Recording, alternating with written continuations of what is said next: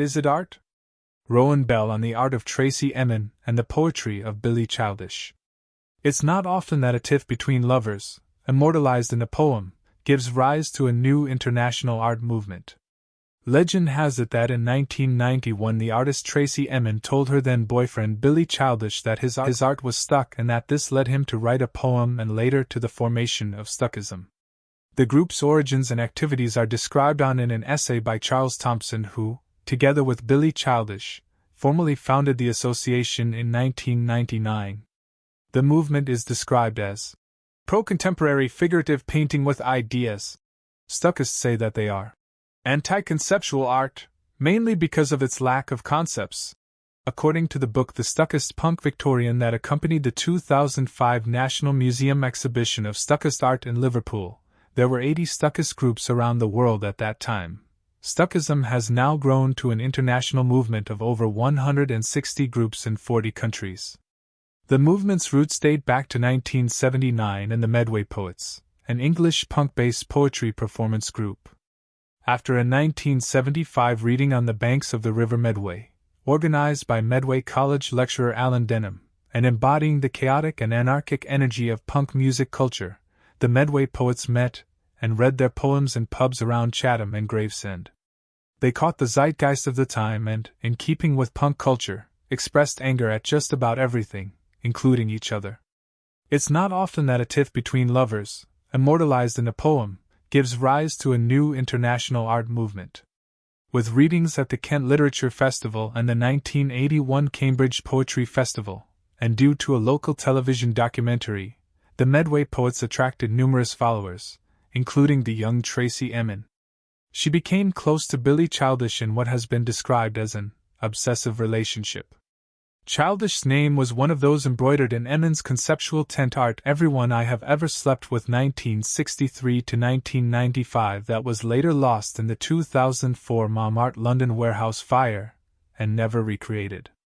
Emin was nobody's muse though. She had clear ideas about her own artistic development, and while the Medway Poets' anti-establishment anger, exploitation and injustice later became themes in her own work, she charted her own path. Here's an extract from Poems for a Pissed-Off Wife I, published in Billy Childish's 1994 collection Big Heart and Balls. I have to treat him with kid gloves. He isn't big enough to take the message. His paintings are stuck. He is stuck. Still playing that stupid music. And writing those idiotic poems. Childish says, Tracey was basically having a hissy fit because I wouldn't bow down to her demand that I endorse her new kind of art, which I told her was old hat, so she attacked mine. Billy Childish's Medway poems are simple graphic descriptions of a time of youth when interpersonal relationships merged and budded like a meaty, and the external political and economic matrix was Thatcherism. His 1982 pamphlet Pretty Thing documents his relationship with the stunningly beautiful Emin. Dallas walking round the room in nothing but her skirt, with her tits hanging everywhere. Paintings of Shalia and Dolly hang of the wall.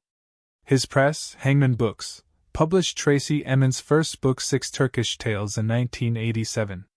It's a series of short stories about her visits to Turkey with her father, and contains some striking and well-drawn illustrations by the author. Opposite the Hangman frontispiece is a quotation from Edvard Munch. I shouldn't like to be without suffering. How much of my art I owe to suffering. There's also a poetic homily signed T which reads, No man, no matter how good, how saintly, can live a life bearing the burden of his own corpse. It is there. The truth to disregard. To believe or disbelieve. I quote it with the original spelling. There is a lot of meaningful dyslexia in the Medway Poet poems.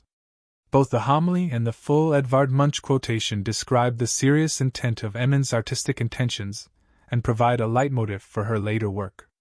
The longer quotation from Munch reads, No longer shall I paint interiors, and people reading, and women knitting. I shall paint living people who breathe and feel and suffer and love. I shall paint a number of pictures of this kind. People will understand the sacredness of it, and will take off their hats as though they were in church.